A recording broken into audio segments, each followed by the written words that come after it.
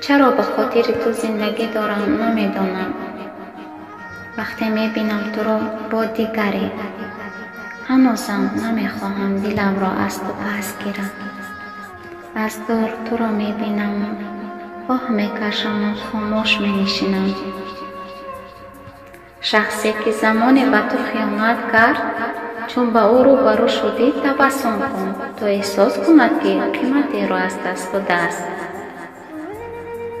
اگر او تو را ترک کرد، جگر خاموش شو و اشک مریزان، زیرا او تو را دوست نمی‌دارد. اگر او روزی باز دوباره برگشت، پس خوشحال مشو، چون که او را نیز کسی ترک کرده است. گذشته هرگز دوباره بر نمیگردد و کس نمیداند که چرا. ولی ای کاش با تو بودنم یک بار دیگر تکرار میشد. عزیزی دلم.